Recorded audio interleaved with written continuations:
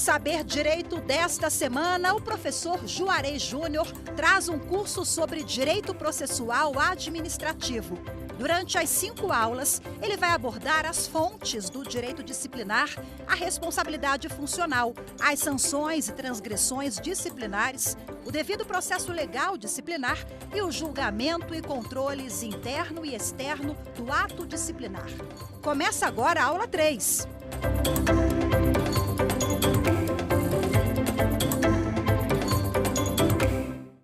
Minhas amigas, meus amigos, estamos de volta ao nosso curso sobre processo administrativo disciplinar. A gente vai discutir mais etapas desse processo. Eu sou o professor Juarez, e vou ficar com vocês aqui acompanhando essa temática. Na aula anterior, nós fizemos as abordagens, nas aulas anteriores, na primeira aula e na segunda aula, nós tivemos a abordagem sobre as fontes do direito disciplinar, para a gente compreender os fundamentos desse direito disciplinar, onde é que ele se suporta. E aí nós vimos as fontes formais e as fontes materiais e fontes formais para discutir a temática do processo disciplinar. Vimos ali todo o arcabouço, desde a Constituição Federal, a legislação infraconstitucional, e vimos também os aspectos dos atos normativos internos, tudo como fonte material e fonte formal da nossa temática discutida. Na nossa segunda aula, nós já trabalhamos a questão das transgressões disciplinares sob o ponto de vista da responsabilidade. A responsabilidade disciplinar, a responsabilidade penal, a responsabilidade civil, e vimos também como é que elas se relacionam. Quando é que uma conduta praticada pelo servidor público é simultaneamente de interesse penal e de interesse disciplinar e, eventualmente, até de interesse civil. Então, toda essa questão nós discutimos na aula 2, e a partir de agora, nós vamos discutir a estrutura das transgressões disciplinares, Vamos estudar a transgressão disciplinar e vamos dissecar ali nas suas estruturas, nos seus elementos. Vamos tentar compreender aqui qual é a intencionalidade da existência dos tipos e das previsões das transgressões disciplinares. E aí tem uma coisa interessante para a gente começar, que é sobre a estrutura da transgressão disciplinar. A exemplo do ilícito penal, a transgressão disciplinar possui 2 bases estruturais, a hipotética e a factual. Qual é exatamente a base hipotética? A base hipotética é aquela que tem previsão na norma. As previsões normativas, elas constituem a base hipotética dessas transgressões disciplinares. Quais são as hipóteses de cometimento dessas infrações? E a base factual é exatamente a existência do fato, o fato de aparente interesse disciplinar. Por que a gente chama sempre de aparente interesse disciplinar? Porque a gente só vai conseguir entender se realmente é de interesse disciplinar ao final do processo, ou então, pelo menos, no momento em que a gente conclui que há uma legitimidade para a instauração processual disciplinar. Até então, é aparente interesse disciplinar. E aí essas transgressões poderão ser típicas e atípicas. Predomina a relativa tipicidade, com reserva para sua utilização apenas em transgressões sujeitas a punições brandas. A predominância da relativa tipicidade, porque existe uma dificuldade imensa de se prever todas as condutas que os servidores praticam e que, eventualmente, sejam condutas ofensivas à administração pública. Então, a gente tem cuidado com isso. Por conta disso, a tipicidade é relativa, diferente da tipicidade do direito penal, por exemplo, que um fato só é considerado crime se tiver uma descrição literal daquela conduta e que aquilo represente uma ofensa ao Estado como um todo, que é o caso do ilícito penal. Nas infrações disciplinares, é possível que a gente tenha a possibilidade de dos chamados tipos abertos, porque como a tipicidade é relativa, é possível que a gente faça uma investigação disciplinar, faça uma prescrutação disciplinar em cima de uma conduta que, na descrição, na hipótese daquele cometimento, ela é aberta. Por exemplo, como trabalhar mal. O que é que significa trabalhar mal? Para você que está me assistindo de um lado do Brasil, trabalhar mal pode ser uma coisa, para uma outra região pode ser outra. Então, é uma conceituação muito aberta, mas o direito disciplinar admite isso, mas com uma regra interessante. Para você tratar as transgressões de forma atípica, quando o tipo disciplinar é aberto, é preciso que você faça uma especificação dos elementos normativos desse tipo aberto. E essas transgressões, elas remetem à aplicação de sanções mais brandas. A gente não pode, até por uma questão de segurança jurídica, punir disciplinarmente com sanções capitais, com sanções mais gravosas, um servidor que cometeu uma conduta que não tem uma tipificação expressa na lei dele, no estatuto dele, e sim uma tipificação aberta. Então a regra seria essa. Para a aplicação de sanções mais gravosas, a gente precisa de tipos fechados. Quando nós temos tipos abertos, a possibilidade de aplicação de sanção que seja nas sanções mais brandas, que não as capitais, como é o caso da demissão, da cassação de aposentadoria, ou essas desse tipo. Tá certo? Tem que tomar cuidado com isso. O ilícito formal, ocorre a consumação do ilícito disciplinar com a mera conduta externada, ainda que não seja concretizado o resultado. Não há necessidade de você, praticando uma conduta de aparente interesse disciplinar, obter um resultado negativo para a administração. O simples ato a simples ação do servidor já constitui o ilícito, porque ele é um ilícito formal, não é um ilícito material. Porque na conceituação jurídica, o ilícito material, ele espera um resultado, é preciso que haja um resultado daquela conduta praticada. No ilícito formal, não. Apenas a circunscrição daquela conduta, se você vivenciar todo aquele momento da prática da conduta, independente do resultado, isso já te alcança para fins de controle. Essas punições, elas têm classificações. As classificações das punições disciplinares, elas podem ser, algumas, tem vários tipos de classificações, mas algumas específicas que a gente pode falar quanto à amplitude, elas são leves, graves, gravíssimas, né? Tem umas que têm as médias, isso depende muito de cada estatuto, mas a gente está falando aqui para você saber que elas existem, essas conceituações.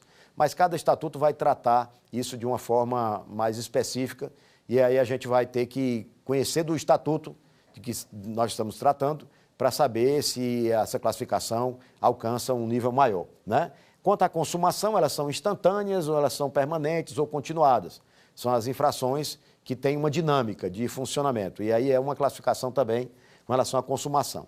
E quanto à conduta, ela pode ser omissiva e pode ser comissiva. Você pode agir por omissão, né? Você pode se afastar de realizar uma atividade própria sua, e isso constitui uma infração disciplinar, ou então quando você comete realmente, pratica uma conduta, e essa conduta é alcançada pelo seu normativo disciplinar, tá bom? Sanção disciplinar. Objetivos da sanção disciplinar. Traduz o objetivo da sanção disciplinar à busca pela regularização do serviço público. E aí eu preciso trazer para você aqui uma informação. Essa objetividade da sanção disciplinar, ela tem um caráter muito interessante, porque não é punir por punir. Você tem um objetivo. Por que é o Estado, por que a administração pune o servidor? A administração pune o servidor porque existe uma lógica disso. E a lógica é produzir no indivíduo punido uma mudança comportamental. Essa é a principal ideia da aplicação da sanção disciplinar. E, pela incidência do princípio da publicidade, você, quando pune um servidor, o princípio da publicidade faz com que os outros servidores tomem conhecimento do que aconteceu com aquele servidor punido e aí provoque também uma mudança comportamental até preventiva. Talvez alguém no serviço público estivesse prestes a cometer uma conduta idêntica a essa e aí ele já não comete porque ele percebe que caminhar por aquele rumo pode resultar numa sanção disciplinar para o indivíduo. Então, essa aplicação da sanção tem esse querer. A administração não pode usar o instrumento processual disciplinar e não pode usar a sanção disciplinar para satisfazer interesses pessoais, porque isso, além de ser imoral, de ofender a vários princípios e postulados, ele acaba com a impessoalidade, acaba com uma série de coisas que deixa fragilizada aquela sanção. Então, a administração pública não pode, em hipótese alguma, utilizar os instrumentos do controle disciplinar da administração pública para realizar interesses pessoais, quer seja para perseguir servidores, ou então quer seja para proteger servidores, né? Imaginemos assim a hipótese de que alguém de uma ligação de amizade muito próxima com o gestor maior daquela instituição comete uma infração disciplinar e aí o gestor pega e determina a instauração do processo, mas tenta fazer com que aquela condução daquele processo seja uma coisa bem assim, pro forma, para que ao final das contas não aconteça nada com aquela pessoa que é do ciclo de amizade dele. Ou então, você pode ter uma situação contrária, que é alguém que não goza de um bom conceito perante o chefe, e aí o chefe toma conhecimento que ele praticou uma determinada conduta de interesse disciplinar, e aí ele vai tentar interferir para que o resultado daquela sindicância, daquele processo administrativo disciplinar seja o mais desfavorável possível para que ele possa aplicar uma sanção gravosa em cima daquele servidor. Então, essas regras que eu estou falando são as regras que não devem existir, essas que não devem existir, né? Aí eu falo dessa forma para poder a gente já colocar assim um alerta para que isso não venha a acontecer em hipótese alguma, ok? Esses são os objetivos da sanção disciplinar. As espécies de sanções disciplinares, eu vou citar aqui a 8.112 como um exemplo, mas em alguns estatutos existem outras sanções disciplinares que eu vou em seguida exemplificar estatutos que têm sanções disciplinares que não estão previstas na 8.112, por exemplo, porque a 8.112, a lei do Estatuto dos Servidores Públicos Civis da União, ela trata dos temas que dizem respeito aos servidores da União. Ela não serve para o restante dos servidores das demais unidades da federação. Cada um tem o seu estatuto. Ela não é uma lei nacional, é uma lei federal. Ela é para as instituições. Qual a diferença entre lei federal e lei nacional? A lei federal é aquela que só alcança aqueles que estão ligados ao ente federal, à União. E a lei nacional é aquela que alcança a todos, independente de ser da União, dos estados, Distrito Federal e municípios. Ok? Então, diz o artigo 127, são penalidades disciplinares a advertência, né, que é uma sanção aplicada nas faltas mais brandas, a suspensão, e aí essa suspensão tem uma variação de tempo, né, dentro da Lei 8.112, ela tem uma modulação de tempo, a demissão, que é uma sanção capital, que é uma sanção pontual, de efeito pontual, a cassação de aposentadoria ou de disponibilidade, né, quando o indivíduo pratica uma conduta enquanto na atividade, e aí ele entra na inatividade, mas o processo ele é instaurado logo depois que ele entrou na inatividade, e esse processo traz a possibilidade de uma retroação nesse aspecto para transformar aquela demissão do indivíduo, aquele pedido de exoneração dele, ou então daquela aposentadoria dele, né, no caso da aposentadoria, aquela aposentadoria dele numa cassação da aposentadoria, né? A destituição do cargo em comissão, também em alguns estatutos não tem isso. Isso é para os servidores que não são efetivos, o servidor que está em cargo comissionado, e aí ele pratica uma determinada conduta, ele não pode ser demitido, porque ele não é servidor efetivo, ele é destituído do cargo em comissão. Ou então, destituição de função comissionada, geralmente essa aí ela é ligada aos servidores efetivos que estão em funções comissionadas, acumulando ali com o seu cargo efetivo. Essas sanções disciplinares, elas estão descritas no artigo 127 da Lei 8.112 de 1990, que trata dos servidores públicos civis da União, ok? Eu falei que essas sanções, elas estão previstas só nessa norma e que os outros normativos, eles tratam de questões diversas, né? Como, por exemplo, se você pegar o Código de Ética dos Militares Estaduais de Minas Gerais, você vai ter como sanção disciplinar a remoção compulsória. Você vai ter a remoção, e a remoção não aparece aqui, e na maioria dos estatutos não aparece, mas lá eles resolveram positivar, colocar na lei a remoção compulsória como um tipo de sanção disciplinar.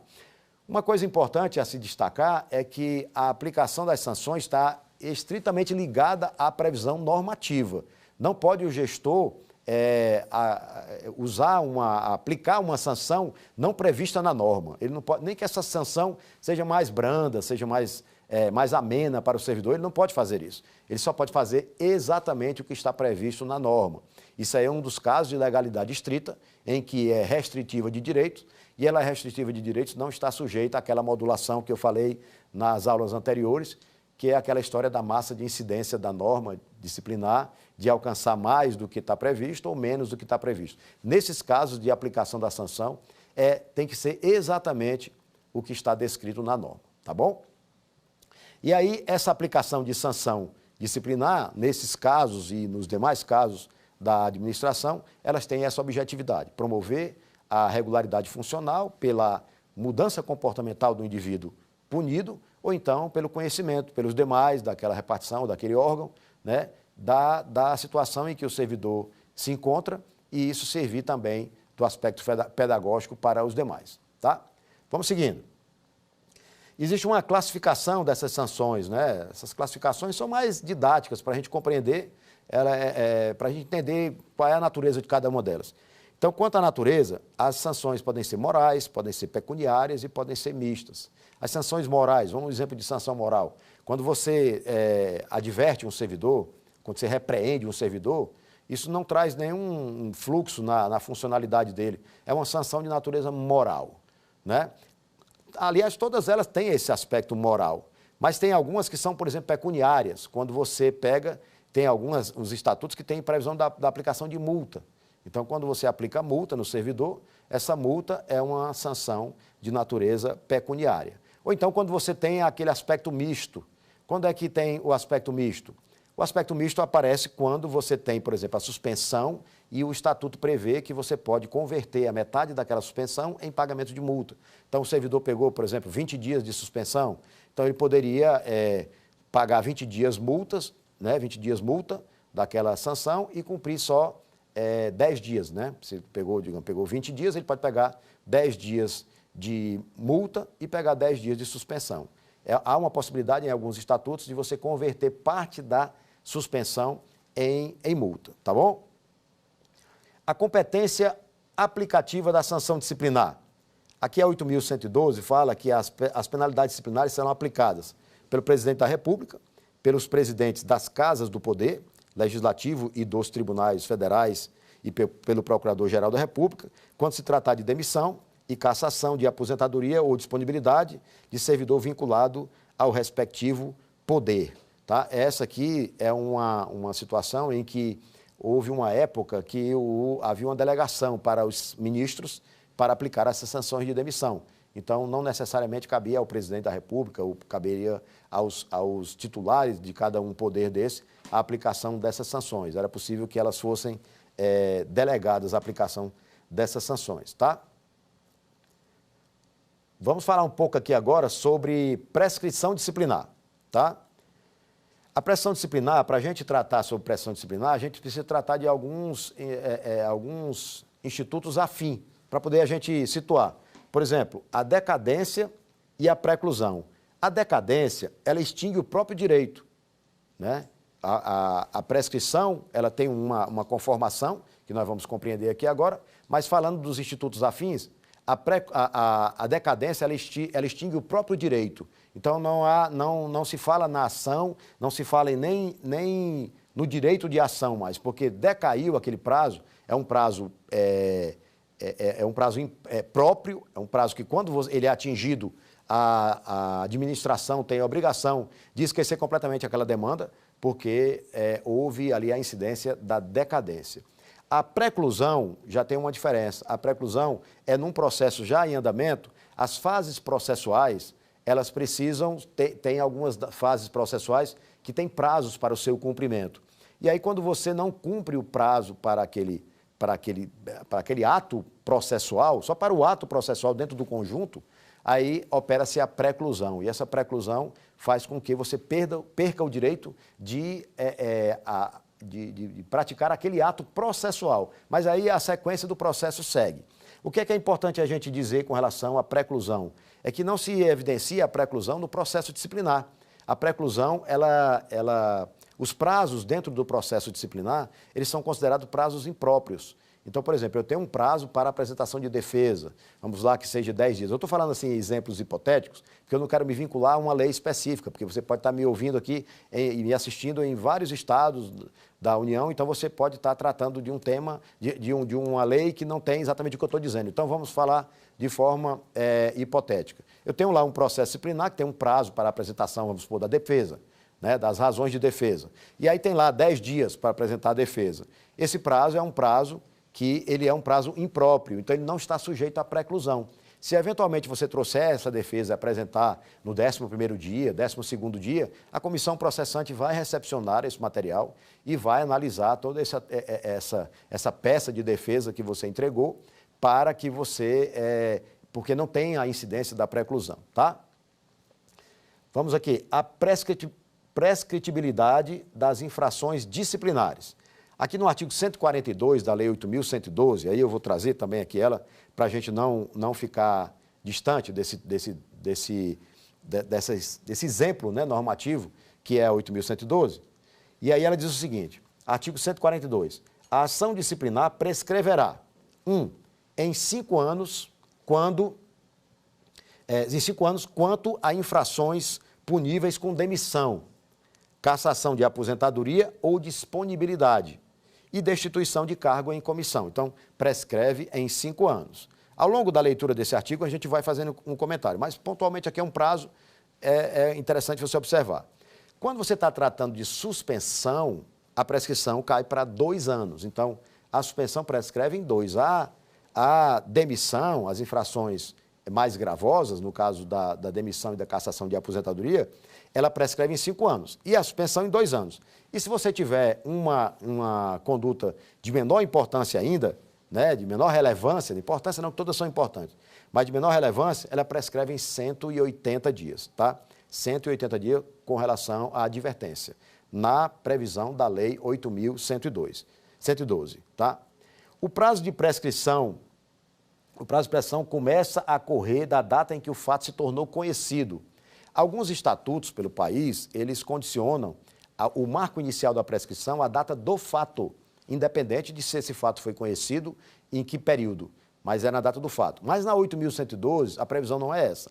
A previsão é desde o conhecimento do fato. No conhecimento do fato, começa a contar o prazo prescricional. Não é na data que o fato ocorreu, é na data em que o fato se tornou conhecido, tá? Os prazos da prescrição previstos na lei penal aplicam-se às infrações disciplinares capituladas também como crime. E aí eu gostaria de fazer uma observação com relação a isso. A lei diz que o fato capitulado como crime prescreve, a infração disciplinar capitulada como crime também, ela prescreve no tempo do crime. Mas aí tem um detalhe que a gente precisa levar em conta. É que a infração disciplinar, ela tem um sujeito passivo. E o sujeito passivo da infração disciplinar é a administração pública. O sujeito passivo do ilícito penal é o Estado como um todo e tudo aquilo que o constitui. Então, não há a razão de punir administrativa, disciplinar, é diferente da razão de punir penal, porque eu puno penalmente por uma ofensa ao Estado e eu puno disciplinarmente por ofensa à administração pública. Entretanto, se você observar, no Código Penal existe um capítulo dedicado aos crimes contra a administração. E aí esses crimes contra a administração, veja bem que até no tipo já mudou um pouco o direcionamento. O sujeito passivo do crime contra a administração é a administração pública, não é o Estado como um todo, é a administração pública. E o sujeito passivo da infração disciplinar é a administração pública também. Então veja que há uma coincidência nas razões de punir. E aí, coincidindo essas razões de punir, há uma prevalência da esfera penal, porque a esfera penal tem uma valoração maior da prova, e aí se conformou que a instância penal tem prevalência. Então, se ela tem prevalência, passa a prescrição daquela infração disciplinar ser regida pelo tempo da prescrição penal, ok? Vamos na sequência aqui. A abertura de sindicância ou a instauração de processo disciplinar interrompe a prescrição até a decisão final proferida por autoridade competente.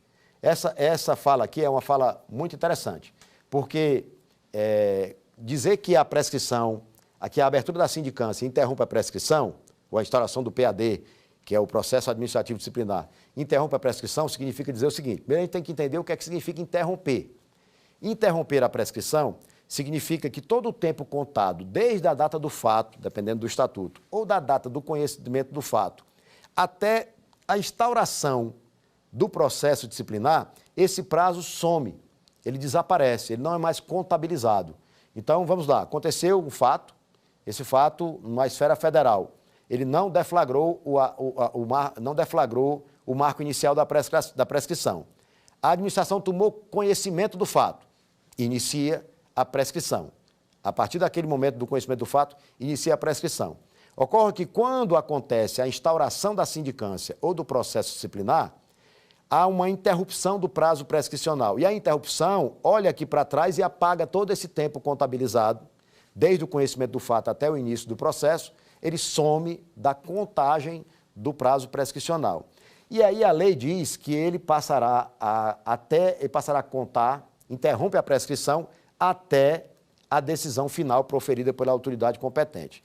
Esse tema se tornou polêmico e foi decidido no Supremo Tribunal Federal, porque se a gente considerar até a decisão final da administração, a gente teria um problema, porque como os prazos do processo são impróprios, lembra que eu falei que são impróprios, não tem preclusão, então significa que eu tenho um tempo para concluir o processo. Mas se eu não concluir o processo naquele tempo, é possível que ele continue e ao final seja julgado ilegítimo, considerado legítimo. Então eu teria praticamente tudo interrompido até essa decisão final pela administração, o que traria um prejuízo imenso para o servidor, porque o servidor teria sempre aquela força do Estado olhando para ele, para puni-lo, e a prescrição não ia se operar nunca desse jeito. Então, o que acontece? O que é que o Supremo decidiu? O Supremo decidiu que esse texto normativo que diz que é até a decisão proferida por autoridade competente, é a decisão dentro do prazo previsto na lei. Tá? Então, vamos lá, vamos fazer aqui a conta agora para a gente entender. Tá? Vou até passar para cá para a gente entender melhor. Você tem um fato, e aí esse fato se tornou conhecido, e esse fato se tornou conhecido e logo depois teve a instauração de um processo disciplinar. Instaurou o processo disciplinar, a prescrição para trás some, desloca o marco inicial para a data do processo, não mais na data do fato, e aí interrompe. Quando você interrompe, até a decisão, o Supremo entendeu que essa interrupção, em que não vai contar prazo prescricional, ela só pode acontecer até o final do prazo previsto na norma. Na legislação federal, o processo disciplinar ele tem 60 dias, mais 60 dias para ser concluído, e mais 20 dias para julgamento. Então, dá um total de 140 dias. No entender da Suprema Corte, você, no início do processo da sindicância ou do PAD, fica suspenso até esses 240 dias, que é o prazo previsto para se ter um resultado da decisão administrativa. Não teve esse resultado, o processo segue, mas agora o prazo prescricional passa a contar. Então, do 141º dia, o prazo prescricional volta a ser contabilizado. Isso instituiu uma segurança jurídica, porque você não tinha como saber qual era a duração razoável do processo, em que momento a autoridade ia proferir esse julgamento, ia trazer enormes prejuízos para o servidor. Então, foi bastante oportuna essa decisão para se ter essa compreensão. Vamos seguir. Interrompido o curso da prescrição, o prazo começará a correr a partir do dia que cessar a interrupção. Exatamente, no 141º dia, ele passa a ter a sua prescrição seguida, aí começa a contar. Em alguns estatutos não tem essa previsão da norma. Diz que a prescrição começa na data do fato e é interrompida pela instauração do processo disciplinar, mas não tem esse período do processo como um período de suspensão do curso prescricional. Instaurou o processo disciplinar, apaga tudo para trás e começa a contar para frente. Isso nos normativos estaduais, alguns normativos municipais e alguns espalhados aí pelo país, que a gente consegue detectar isso. Na administração pública federal não é assim, é como nós falamos até agora. Suspensão e interrupção da prescrição.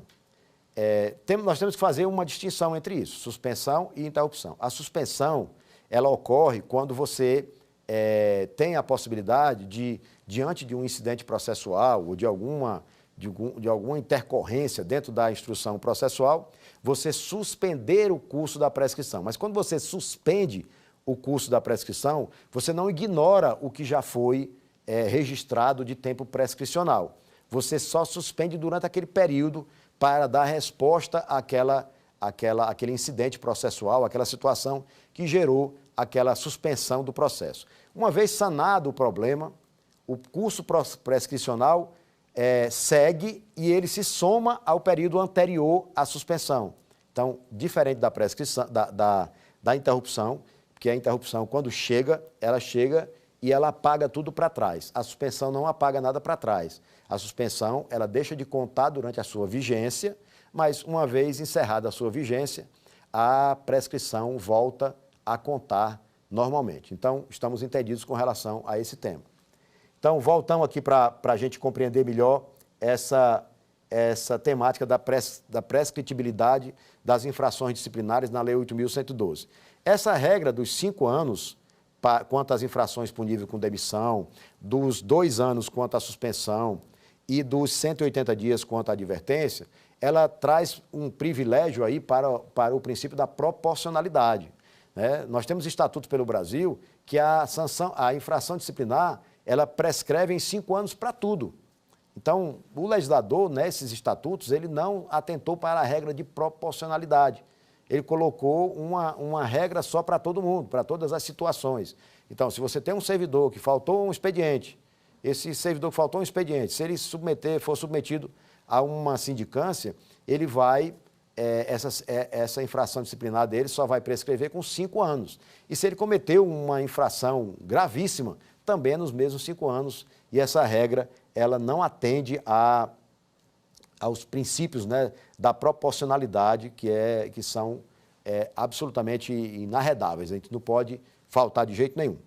Vamos voltar aqui agora para as sanções disciplinares em espécie, para a gente fazer aqui alguns comentários sobre cada uma, né? A advertência, por exemplo, aqui da Lei 8.112, a advertência ela é aplicada quando a falta praticada pelo servidor é uma falta que merece uma correção rápida, uma coisa que apenas provoque uma sensação no indivíduo de que ele não deve mais continuar praticando aquilo e tal, e aí se aplica a sanção de advertência. A suspensão, ela ocorre quando você tem a possibilidade de afastar o servidor da sua atividade, né, de forma sancionadora, porque aquela conduta praticada por ele é uma conduta que traz uma ofensa de maior relevância para dentro da administração pública, e essa ofensa de maior relevância é a ofensa que faz com que se aplique, por exemplo, a regra da suspensão para esses casos, para cada um.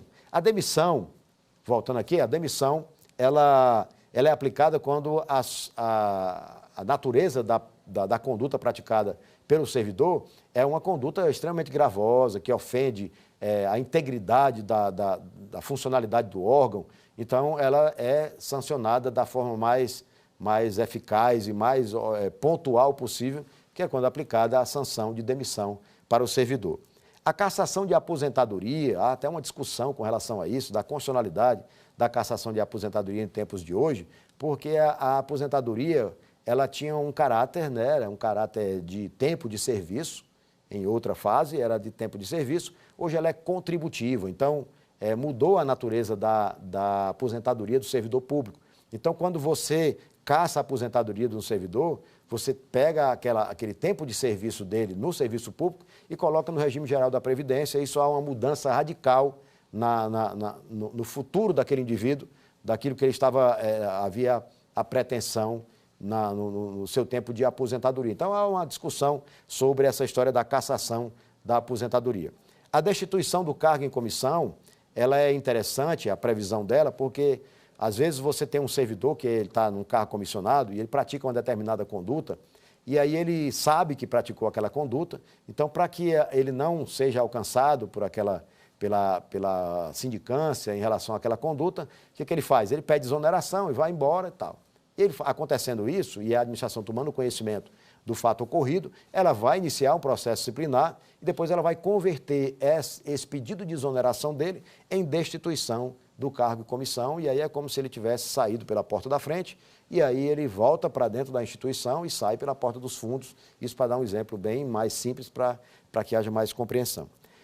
A destituição da função comissionada é mais ou menos no mesmo sentido, só que ela é aplicada geralmente aos servidores efetivos que detêm funções comissionadas. Então, isso ele não afeta a sua regularidade do seu cargo efetivo, mas afeta em especial a regra de funcionalidade daquele trabalho que ele desenvolve. A gente volta aqui para reforçar mais ainda com você a objetividade dessas sanções disciplinares. Elas querem promover, a ideia disso é promover uma autorreflexão no indivíduo e promover também uma reflexão coletiva naquelas pessoas que, pelo princípio da publicidade, tomam conhecimento do fato de natureza média, grave, gravíssima, produzido por um determinado servidor e o resultado disso, que foi a aplicação da sanção disciplinar para cada um deles. Agora, para a gente pegar e ter uma noção se eventualmente nós fixamos essas ideias, eu vou te convidar agora para a gente participar do nosso quiz. Vamos lá? Muito bem, temos aqui uma primeira questão que diz o seguinte: qual o sujeito passivo da infração administrativa disciplinar? Letra A fala que é a pessoa física ofendida. Letra B, a pessoa jurídica de direito privado afetada. A C, a administração pública. D, o servidor público implicado no fato. Vamos comentar aqui algumas para ver o que você diz. O que você acha? A pessoa física ofendida, ela não integra sequer a relação processual.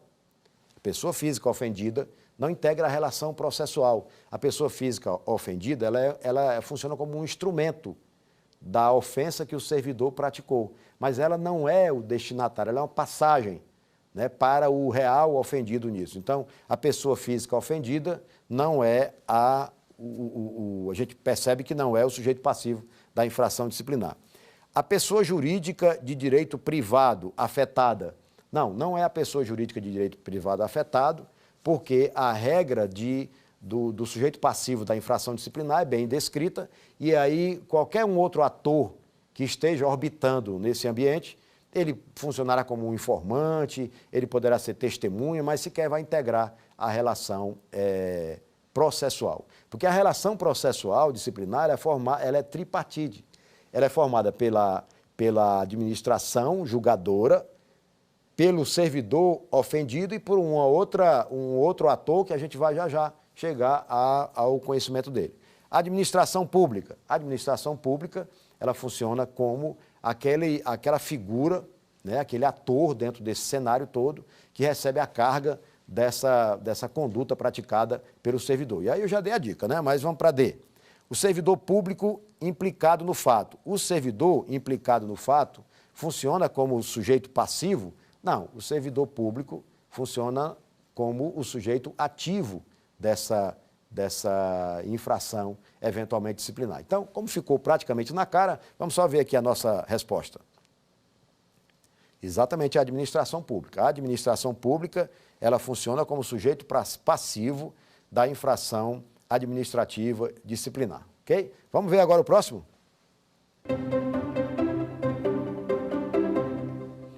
Quanto à tipicidade da conduta funcional praticada, é correto afirmar que, letra A, no direito disciplinar, a tipicidade é condição inarredável. Letra B, admite-se os tipos abertos, balizados por seus elementos normativos. Letra C, não se admite a tipicidade relativa. Letra D, a conduta sempre deve se amoldar ao tipo infracional. Vamos mudar aqui a lógica agora e vamos ver logo qual é a resposta certa e em seguida a gente comenta logo tudo. Vamos lá. A resposta certa é a letra B. Agora vamos comentar por que não é nenhuma dessas outras três que a gente mostrou. No direito disciplinar, a tipicidade é condição inarredável, tá? A tipicidade é condição inarredável. Isso significa dizer que você tem que sempre ter tipicidade. E não é assim. No direito disciplinar, diferente do direito penal, que é inarredável, sim, a tipicidade pode ser uma condicionante para um tipo penal aberto, em que você vai trabalhar dentro de algo que não tem uma definição concreta do que é isso. A letra B diz que admite-se os tipos abertos, mas balizados por seus elementos normativos. O que é que significa dizer isso? Significa que você pode ter uma situação em que a administração pública vai te alcançar num processo disciplinar por uma conduta que não tem tipo fechado, é um tipo aberto, mas para a aplicação dessa sanção, além de você ter que submeter o servidor a uma sanção mais branda, mais leve, você tem que ter o balizamento dos elementos normativos. O que é que significa isso? Significa dizer que você pode até dizer que vai punir um servidor porque ele trabalhou mal, mas você tem que dizer quais as condutas que ele praticou que constituem esse trabalhar mal. Essa descrição das condutas, ela constitui os elementos normativos que vão dar um significado para aquele tipo aberto e aí possível de aplicação sancionadora. Não se admite a tipicidade relativa. Admite sim, porque é exatamente o contrário do que eu acabei de dizer. A tipicidade é relativa no processo disciplinar. A letra D diz que a conduta sempre deve se amoldar ao tipo infracional. Isso é uma descrição própria do direito penal. No direito penal, a descrição do fato tem que encontrar uma ressonância absoluta no texto normativo, mas isso não se aplica às nossas condutas disciplinares, ok? Excelente, vamos para o próximo. Quanto à prescrição disciplinar, é correto afirmar que somente deve ser aferida em sede de preliminar de prescrição, arguída pela defesa. Letra B. Deve ser suscitada pela primeira autoridade que dela conhecer. Extingue parcialmente o processo disciplinar. É matéria de ordem privada, sem interesse público. Essa última opção que a gente fez foi interessante. Vamos mostrar logo a resposta certa do nosso quiz. E aí a gente já faz um comentário das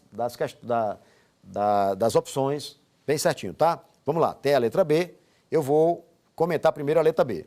A letra B diz, deve ser suscitada pela primeira autoridade que dela conhecer. Ora, a prescrição é matéria de ordem pública, então, durante o curso processual, a administração tem o dever de ir verificando a incidência da prescrição disciplinar, ela tem que já providenciar a análise pela autoridade que determinou a instauração para que a autoridade defira a prescrição disciplinar.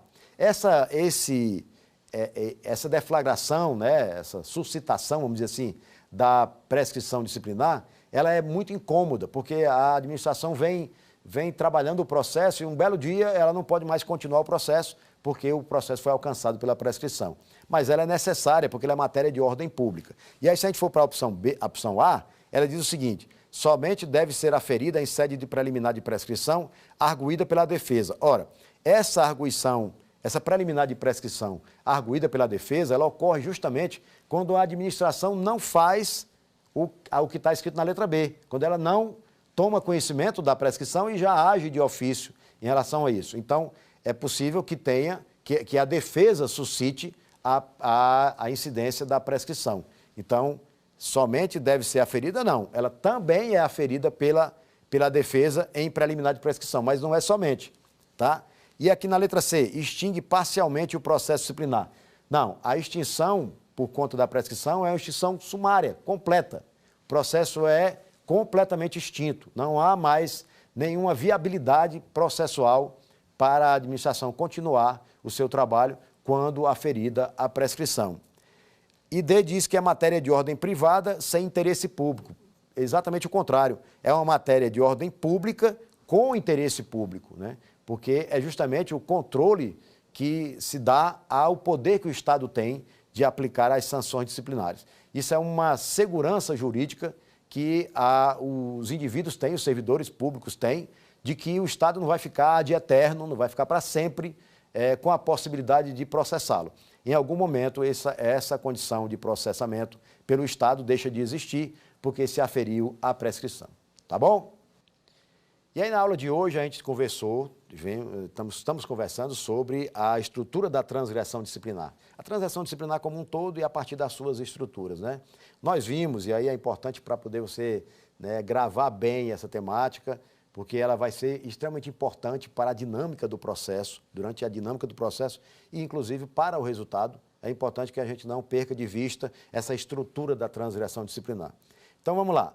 A exemplo do início penal, né, a transgressão disciplinar possui as bases, né, que a gente falou, que são a hipotética e a factual. A hipotética é a descrição da norma, né, que pode ser um tipo aberto, pode ser, ela não é fechado como no direito penal, como no processo penal. E a base factual, que é justamente aquilo que o servidor eventualmente praticou mesmo, né? E aí a gente tem aquela regra da tipicidade relativa, né, que essa tipicidade relativa ela admite os tipos em branco. A gente falou que é possível punir disciplinarmente um servidor quando o servidor comete uma infração que no seu estatuto tem uma previsão que está descrita no tipo aberto, né? Trabalhar mal intencionalmente, né? Os militares têm uma característica interessante, que tem uma falta disciplinar, que é faltar com pundonor militar, né? Que é uma palavra até estranha, difícil para o mundo civil compreender, mas está ligado ali à área da moral, da probidade, da urbanidade. Então, quando você falta com esse pundonor militar nas estruturas militares, você pode ser alcançado pelos normativos disciplinares militares, né? Agora, como é que você vai estabelecer exatamente o que é essa falta desse pundonor militar? Um militar pode fazer uma avaliação numa dimensão e outro pode fazer em outra, e fica um tipo aberto, né, que você pode adequar a determinada circunstância. Mas aí a regra que eu havia falado é que para a aplicação de sanção, quando eu tenho um tipo aberto, é preciso que os elementos normativos do tipo me indiquem exatamente o que é que o indivíduo fez e que eu estou considerando como trabalhar mal, por exemplo, né? E também, para a aplicação da sanção disciplinar, essa sanção disciplinar tem que ser, em regra, as sanções mais brandas, porque eu estou trabalhando com tipos abertos. Então, esses tipos abertos, eles transferem uma insegurança jurídica muito grande para que você sancione de forma capital um indivíduo que praticou uma conduta que está descrita num tipo aberto, tá bom? É um ilícito formal, não espera resultado, né? Quando você pratica uma conduta disciplinar, mesmo que não apareça nenhum resultado para essa conduta, pela prática dessa conduta, mas o simples fato de produzi-la já transfere para você a possibilidade de ser sancionado disciplinarmente. Falei, inclusive, das amplitudes, da consumação, da conduta. Na amplitude nós falamos das leves, das médias, graves, gravíssimas. Isso aí vai depender de cada estatuto, que vai dizer lá o que é que vai ser, cada uma. Se elas são instantâneas ou se elas são continuadas, essas infrações. Isso também é importante, porque vai tratar do tempo de aplicação daquela sanção, né? E tem a ver também, inclusive, com as questões prescricionais, que a gente vai voltar a falar de prescrição, né? E quanto à conduta, se elas são omissivas ou se são comissivas, né? Às vezes você deixa de praticar um ato e essa ausência na prática do ato pode transferir para você uma possibilidade de ser sancionado. Então, quando você comete mesmo a falta, você pratica aquela falta, e aí você é sancionado, né? Eu falei algumas vezes e vou ficar falando o tempo todo, em todas as aulas, do objetivo da sanção disciplinar. A sanção disciplinar não pode servir aos interesses do gestor. O gestor não pode realizar suas vinganças ou suas simpatias usando como instrumento a sanção disciplinar. O objetivo da sanção disciplinar é produzir uma mudança comportamental no indivíduo.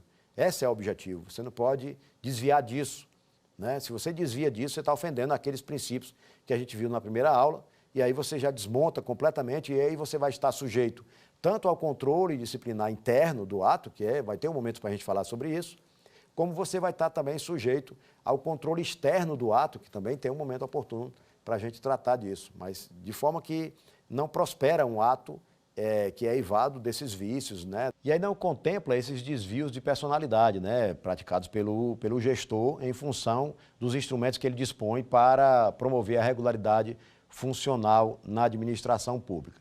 A despeito desse tema que a gente tem falado aqui, das transgressões em espécie e a repercussão delas nas sanções, queria apresentar para vocês aqui uma obra muito recente do meu amigo e mestre, professor Sandro Lúcio Desan, em que o Desan fala aqui dos ilícitos administrativos na espécie. Então, aqui nessa obra dele, ele faz um apanhado de tudo aquilo que a gente precisa conhecer de cada um desses temas, né, de cada uma dessas sanções disciplinares, a partir do conhecimento e da digressão de cada uma dentro dos conceitos jurídicos mais importantes. Então, tudo isso é abordado nessa obra do meu amigo Sandro Lúcio Desan, que é um disciplinarista, né, muito dedicado, e então ele tem pesquisado muito sobre isso. E eu fico muito feliz de apresentar aqui para vocês essa obra, porque eu tenho certeza que isso vai ajudar cada um de vocês a mergulhar mais nesse tema e conhecer mais ainda a atuação desses temas. E aí ele faz comentários às infrações previstas no Estatuto dos Servidores Públicos Civis da União. Vale a pena você conferir essa obra para você conhecer melhor ainda a natureza de cada uma das infrações disciplinares previstas no Estatuto dos Servidores Públicos Civis da União. Bom, a gente vai ficando por aqui nessa aula, eu espero encontrar vocês na próxima, em que a gente vai discutir a sequência do processo disciplinar, até chegarmos lá no controle judicial do ato. Já passamos por vários episódios aqui, já vimos várias etapas, né? Desde os fundamentos do processo, já vimos as responsabilidades disciplinares, então tudo já está sendo moldado para que você tenha uma compreensão mais efetiva desse universo do processo disciplinar, que é um universo até então desconhecido de alguns operadores do direito, de servidores públicos como um todo, porque não é visto, eu até comentei aqui em outra aula, que não é visto nas faculdades, não tem assim uma atenção especial nas faculdades para o tema do controle disciplinar da administração, mas o aluno do curso de Direito, por exemplo, quando ele termina a faculdade de Direito, ele faz o exame da ordem, ele é aprovado no exame da ordem, ele pega aquela carteirinha linda que ele coloca nas redes sociais e tudo mais, e aí ele é contratado por um servidor público para defendê-lo num processo administrativo disciplinar, processo esse que ele nunca teve nenhum contato, não viu nem na faculdade, nem nada, não tem nenhuma noção específica de como manejar dentro desse processo. Mas a gente vai sair dessa fase porque a gente vai avançar no nosso curso até lá, ok? Quer dar alguma sugestão de tema para os cursos do Saber Direito? Então mande um e-mail para a gente, saberdireito@stf.jus.br. Você também pode estudar pela internet. Acesse o nosso site radioetvjustiça.jus.br ou pode rever as aulas no canal do YouTube, @Rádio e TV Justiça.